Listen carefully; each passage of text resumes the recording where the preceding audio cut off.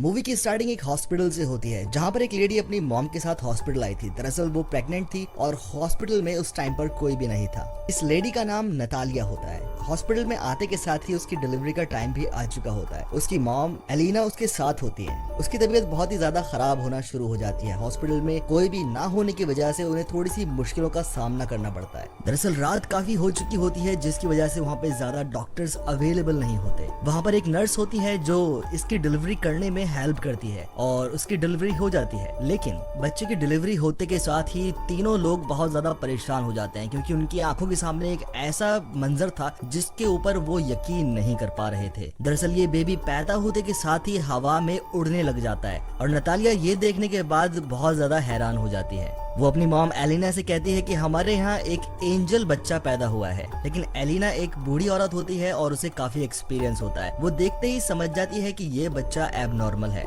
उसको ये बात समझने में देर नहीं लगती कि ये बच्चा विदाउट ग्रेविटी पैदा हुआ है। एलिना बहुत ही ज्यादा ओवर प्रोटेक्टिव होती है और वो तभी फैसला करती है कि इस हॉस्पिटल को छोड़कर चले जाएंगे। लेकिन उन्हें वहाँ पर नर्स रोक लेती है और वहाँ से जाने के लिए मना करती है। नर्स ये समझाने की कोशिश कर रही होती है कि अब ये राइट टाइम नहीं है क्योंकि अभी डिलीवरी हुई है और काफी कॉम्प्लिकेशंस हो सकती हैं। लेकिन वो लोग उस नर्स की एक भी बात नहीं मानते और फौरन हॉस्पिटल छोड़कर अपने घर पर आ जाते हैं। घर पर आते के साथ ही एलिना नतालिया से एक क्वेश्चन पूछती है जो कि बहुत अजीबोगरीब होता है। वो पूछती है कि इस बच्चे का फादर कौन है। लेकिन नतालिया को ये याद ही नहीं होता कि इस बच्चे का फादर कौन है। एलिना अपनी बेटी से बताती है कि ये बच्चा नॉर्मल नहीं है और इस बात को हमें राज रखना होगा क्योंकि अगर ये सीक्रेट हमारा बाहर निकल गया तो इस बच्चे के लिए बहुत सारी प्रॉब्लम्स खड़ी हो सकती हैं। इसके बाद दोनों माँ बेटी मिलकर उस बच्चे का नाम सेलेक्ट करते हैं जिसका नाम ऑस्कर रख दिया जाता है। लेकिन ऑस्कर सच में एक नॉर्मल बच्चा नहीं था और उसे संभालना बिल्कुल भी आसान नहीं था। जब भी ऑस्कर को अकेला छोड़ा जाता था वो छत से चिपक जाया करता था जिसकी वजह से उन्हें बहुत सारी मुश्किलों का सामना करना पड़ता है। ये देखने के बाद एलिना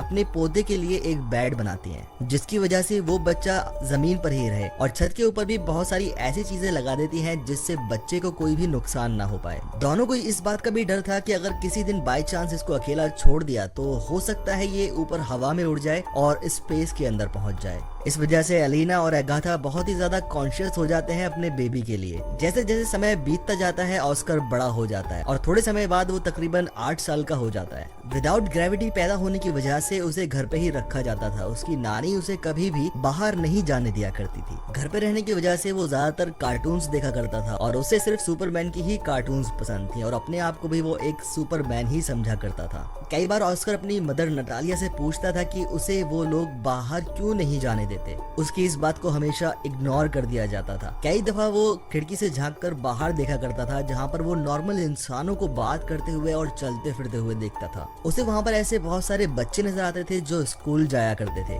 उसके दिल में बहुत बार हसरत पैदा होती थी कि वो भी बाहर जाकर खेले, स्कूल जाए, लेकिन ऐसा वो नहीं कर पाता था क्योंकि उसकी नानी उसको बाहर नहीं जाने दिया करती थी। वो बाकी बच्चों की तरह एक नॉर्मल जिंदगी बिताना चाहता था और उसे हमेशा ये डर लगता था कि वो जिंदगी भर शायद इसी कमरे के अंदर ही रहेगा। उसकी नानी उसे स्कूल जाने के लिए भी मना करती हैं और साथ में ये भी कहती हैं कि तुम्हें घर पर रहकर ही अपनी स्टडी करनी होगी। ये देखने और सुनने के बाद ऑस्कर की मदर बहुत ज्यादा गुस्से में आ जाती है और वो अपनी मदर से कहती हैं कि हम आखिर कब तक इसे घर में बंद करके रखेंगे और कब तक हम इसे लोगों से छुपाते रहेंगे। इसके बाद ऑस्कर की मदर उसके लिए एक जैकेट तैयार करती है जिसके अंदर वेट यानी कि कुछ पत्थर डाल दिए जाते हैं ताकि वो बाहर निकलने के बाद बिल्कुल भी उड़ ना सके। और ये देखने के बाद उसकी मदर उसे ऐसा करने से रोकती है लेकिन वो अपनी मदर की एक भी बात नहीं सुनती और उसको वो बाहर ले जाती है। बाहर ले जाने के बाद वो ऑस्कर से बात करती है और उससे कहती है कि सुपरमैन की तरह तुम भी अपना राज किसी से भी नहीं शेयर करोगे, इसे हमेशा एक सीक्रेट रखोगे वरना वो भी कभी सुपरमैन नहीं बन पाएगा। एक दिन वो अपनी मदर के साथ मार्केट को सामान परचेज करने के लिए जाता है और वहाँ पर वो अपनी मदर से थोड़ी देर के लिए छूट जाता है जिसकी वजह से वो वहाँ पर एक छोटी बच्ची से जाकर मिलता है जिसका नाम अगाथा होता है। ऑस्कर उससे टकरा जाता है जिसकी वजह से उस बच्चे के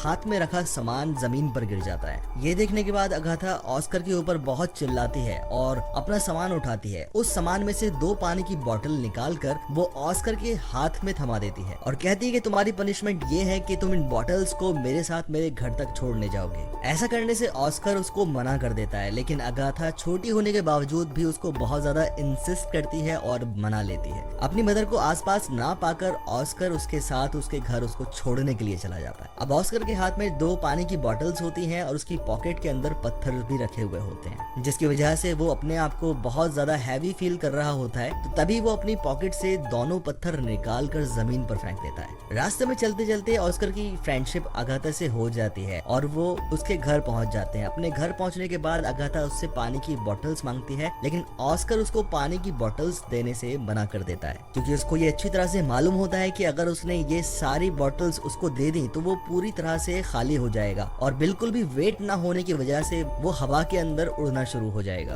अगाथा बहुत ही ज्यादा इंसिस्ट टाइप की लड़की होती है और उसके हाथों से पानी की बॉटल्स छीन लेती है। जैसे ही वो पानी की बॉटल्स उसके हाथ से लेती है वो हवा में उड़ना शुरू हो जाता है। लकीली जहाँ पर ऑस्कर खड़ा हुआ होता है वहीं पर एक सनशेड लगा हुआ होता है, जिसकी वजह से वो ज्यादा ऊपर नहीं उड़ पाता। ये देखने के बाद अगाथा बहुत ही ज्यादा हैरान हो जाती है कि ये मेरे सामने क्या हो रहा है और बहुत जोर से सुपरमैन चिल्लाती है, लेकिन ऑस्कर उससे हेल्प मांगता है। ये सुनने के बाद अगाथा अपने घर में जाती है और वहाँ से एक बैग लेकर आती है जिसके अंदर स्टोन्स भरे हुए होते हैं। वो स्टोन्स जैसे ही ऑस्कर को देती है, ऑस्कर दोबारा से जमीन पर आकर खड़ा हो जाता है और ऑस्कर उससे कहता है कि तुम्हें मुझसे प्रॉमिस करना होगा कि ये सीक्रेट तुम किसी के साथ भी शेयर नहीं करोगी। ऑस्कर के खो जाने की वजह से उसके घर के अंदर उसकी नानी और मदर बहुत ही ज्यादा टेंशन में होती हैं, परेशान होती हैं। लेकिन तभी थोड़ी देर बाद ऑस्कर उस बैग के साथ अपने घर पर पहुंच जाता है जो उसे अगाथा ने दिया था। ऑस्कर की मदर उससे उस बैग के बारे में पूछती हैं तो ऑस्कर सारी बातें अपनी मदर को बता देता है। तभी उसकी मदर उससे ये पूछती है कि तुमने अपना राज उस लड़की को तो नहीं बता दिया, लेकिन ऑस्कर यहाँ पर झूठ बोल जाता है कि मैंने उसको ऐसा कुछ भी नहीं बताया। इस इंसिडेंट के बाद ऑस्कर और अगाथा काफी दिनों तक एक दूसरे से मिलते रहा करते थे, लेकिन एक दिन ऑस्कर की मदर को ये बात पता लग जाती है कि अगाथा उसके सीक्रेट के बारे में जान चुकी है, जिसकी वजह से उसे बहुत गुस्सा आता है। इसके बाद अगाथा ऑस्कर के घर पर मिलने के लिए आया करती थी, लेकिन उसकी मदर नटालिया उसको मना कर दिया करती थी कि ऑस्कर घर पर नहीं है या वो तुमसे मिलना नहीं चाहता। इसकी वजह से ऑस्कर ज्यादातर अपनी विंडो पर समय बिताने लग गया था और इसकी वजह से आसपास के नेबर्स की निगाह ऑस्कर के ऊपर पड़ जाती है। इसके बाद वो सोचते हैं कि शायद ऑस्कर की मदर और उसकी ग्रैंड मदर शायद इसके ऊपर बहुत ज्यादा टॉर्चर करती हैं, इसको घर में बंद करके रखती हैं, क्योंकि ऑस्कर स्कूल भी नहीं जाया करता था। यही सारी बातें सोचकर वो सारी लेडीज पुलिस को इन्फॉर्म कर देती हैं कि यहाँ पर एक बच्चा है जिसको टॉर्चर किया जाता है, उसको स्कूल नहीं जाने दिया जाता। नेक्स्ट डे देखते हैं कि यहाँ पर पुलिस आ जाती है और पुलिस सारी इन्वेस्टिगेशन के बाद उन लोगों को वार्न करती है कि तुम्हें ऑस्कर को स्कूल जरूर भेजना पड़ेगा। इसी वजह से ऑस्कर की मदर उसका एडमिशन स्कूल के अंदर करा देती हैं और उनको इस बात का भी इल्म हो जाता है कि ऑस्कर अपनी लाइफ कभी भी नॉर्मल इंसानों की तरह नहीं जी पाएगा। बार बार उन्हें ऑस्कर का ख्याल आ रहा होता है, जिसकी वजह से नटालिया और एलिना बहुत ही ज्यादा उदास होती हैं, वो रो रही होती हैं। इसके बाद नटालिया और एलिना एक चीज डिसाइड करती हैं कि हमें इस जगह को छोड़ देना चाहिए, जिसकी वजह से ऑस्कर को ज्यादा परेशानियों का सामना ना करना पड़े। वो एक दूसरी लोकेशन पर काफी दूर जाकर शिफ्ट हो जाते हैं। कुछ सालों बाद का फिर सीन दिखाया जाता है जहाँ पर ऑस्कर पूरी तरह से जवान हो चुका होता है। यहाँ पर हम देखते हैं कि उसकी मदर ओल्ड हो चुकी होती है और उसकी नानी की डेथ हो चुकी होती है। इसके बाद हम देखते हैं कि ऑस्कर के पास वही पिंक कलर का बैग होता है जो उसे अगाथा ने दिया होता है। वो इस बैग को कभी भी अपने से दूर नहीं किया करता था, इवन कि उसे इस बैग से इतना ज्यादा लगाव था कि वो सोते वक्त भी इस बैग को अपने साथ लेकर सोया करता था। उसका लाइफस्टाइल अभी भी वही है जो बचपन से वो जी रहा था। ऑस्कर और उसकी मदर एक दूसरे का बहुत ज्यादा ख्याल रखते थे, लेकिन अंदर ही अंदर ऑस्कर घुट रहा होता है। उसे इस जिंदगी से बहुत ज्यादा परेशानी होने लग जाती है, वो फेड अप हो जाता है। वो अपने इस सीक्रेट को छिपाते छिपाते परेशान हो चुका था। तभी वो सोचता है अगर मेरी इस एबिलिटी के बारे में दुनिया को पता लग जाए तो मैं बहुत जल्द फेमस हो सकता हूँ, क्योंकि उसका सुपर हीरो सुपरमैन था। और इसी वजह से वो सोचता था कि अगर ये बात दुनिया के सामने खुल जाए कि मैं एक मैन विदाउट ग्रेविटी हूँ तो शायद मेरे ऊपर भी फिल्म्स बनेंगी और मेरे ऊपर भी बुक्स लिखी जाएंगी। जब ये बात उसकी मदर को पता लगती है तो वो उसे समझाती है कि तुम ऐसा कुछ भी नहीं करोगे, क्योंकि उसकी मदर को ऐसा लगता था कि अगर ये सीक्रेट दुनिया के सामने आ गया तो ऑस्कर को मैं हमेशा के लिए खो सकती हूँ। ऑस्कर कुछ समय के लिए सब्र तो कर लेता है, लेकिन धीरे धीरे उसका पेशेंस खत्म होने लग जाता है। तभी वो टीवी पर एक टैलेंट शो की रिक्रूटमेंट देखता है जहां पर लोगों के टैलेंट को दिखाया जाता था। ये देखने के बाद ऑस्कर अपने घर को छोड़कर अपनी मदर को बिना बताए उस टैलेंट शो में पहुंच जाता है। जैसे ही वो अपना टैलेंट दुनिया के सामने दिखाता है वो शो उसी रात पूरी तरह से सुपर हिट हो जाता है और यही चीज उसकी मदर भी टीवी पर देख रही होती है, जिसकी वजह से उसकी मदर अपने आप को बहुत ज्यादा हेल्पलेस फील करती है क्योंकि ऑस्कर रातों रात एक सुपरस्टार बन चुका था। सभी लोगों को ये बात पता लग चुकी थी कि ऑस्कर मैन विदाउट ग्रेविटी है, यानी कि एक सुपरमैन की तरह ही वो इंसान है। अगले दिन ऑस्कर एक आदमी से मिलता है जो कि एक कंटेंट मैनेजर होता है। इस आदमी का नाम डेविड होता है और वो ऑस्कर से कहता है कि मैं तुम्हारी फेमस होने में हेल्प कर सकता हूँ। वो ऑस्कर से साथ ही ये भी कहता है कि हम बहुत बड़े बड़े दुनिया भर के अंदर शोज करेंगे जिसकी वजह से तुम पूरी दुनिया के अंदर फेमस हो जाओगे। फिर वो ऑस्कर को एक जगह लेकर जाता है जो बहुत आलीशान होती है और ऑस्कर से वो कहता है कि ये जगह अब तुम्हारी है और डेविड उससे एक कॉन्ट्रैक्ट पर साइन करवा लेता है क्योंकि ऑस्कर भी फेमस होना चाहता था, इसलिए वो साइन कर देता है। दोनों मिलकर बहुत बड़े बड़े शोज करते हैं जिसकी वजह से ऑस्कर पूरी दुनिया में फेमस हो जाता है। हर जगह ऑस्कर के शोज ही चल रहे होते हैं और इन्हीं शोज के चलते उसको नाम दिया जाता है the man without gravity. David और ऑस्कर बहुत सारे शोज कर चुके होते हैं और इसी की वजह से उन्होंने नाम, इज्जत, शोहरत और पैसा बहुत ज्यादा कमा लिया था। कुछ समय के बाद ऑस्कर को रियलाइज होता है कि जैसा कि वो बचपन में सोचता था कि मैं एक सुपर हीरो बनूंगा, सुपरमैन की तरह, वो ऐसा नहीं है। तभी वो डेविड से कहता है कि मैं ऐसा बिल्कुल भी नहीं बनना चाहता था, मैं सिर्फ एक हाथों की कठपुतली बनकर रह गया हूँ, मैं कोई सुपर हीरो नहीं हूँ और मैं सिर्फ एक लोगों का एंटरटेनमेंट बन करके रह चुका हूँ। क्योंकि लोग कभी उसे फोटोशूट में बुलाया करते थे, कभी कमर्शियल शूट कराने के लिए बुलाते थे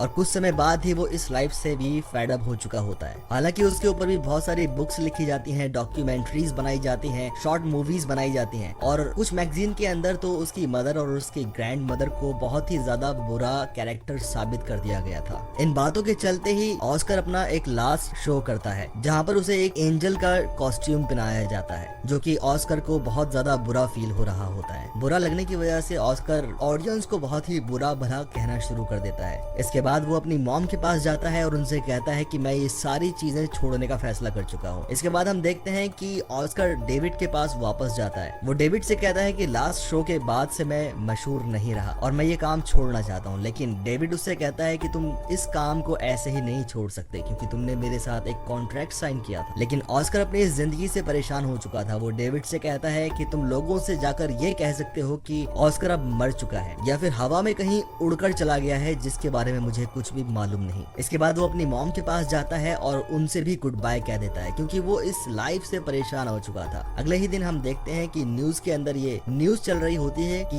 द मैन विदाउट ग्रेविटी अब मर चुका है। लोग उसके ऊपर तरह तरह की अटकलें लगा रहे होते हैं और ऑस्कर की माँ भी अब अकेला रहना शुरू कर देती है। ऑस्कर के जाने की वजह से ऑस्कर के घर पर बहुत सारे लोग उसकी इंक्वायरी करने आया करते थे, न्यूज रिपोर्टर्स आया करते थे, लेकिन ऑस्कर की मदर उनको कुछ भी नहीं बताती थी। इसी तरह कई साल निकल जाते हैं और इसी दौरान ऑस्कर की मदर की भी डेथ हो जाती है। लेकिन कुछ समय बाद हम देखते हैं कि ऑस्कर अभी भी जिंदा है। दरअसल वो एक व्हील चेयर पर अपनी लाइफ गुजार रहा है और उसने अपनी शेविंग भी बहुत ज्यादा बढ़ा ली थी जिसकी वजह से लोग उसे बिल्कुल भी ना पहचान सके। वो अपना नाम भी चेंज कर चुका था और इसी के साथ साथ वो एक जॉब भी करता था जो कि एक होटल के अंदर एक रिसेप्शनिस्ट की जॉब मिली थी। उसका बिहेवियर लोगों के लिए बहुत ही ज्यादा अच्छा था जिसकी वजह से लोग उसको पसंद करते थे। एक दिन होटल के अंदर उसकी बचपन की फ्रेंड एगेथा उसको मिल जाती है। ऑस्कर उसको नहीं पहचान पाता लेकिन एगेथा उसको पहचान जाती है क्योंकि ऑस्कर ने वो बैग अभी भी अपने साथ रखा हुआ था जो बचपन में एगेथा ने उसको दिया था, जिसकी वजह से वो अभी भी जमीन पर था। एगेथा उसका पीछा करना शुरू करती है और उसको ये भी पता लगता है कि ऑस्कर ने अभी तक शादी भी नहीं की है।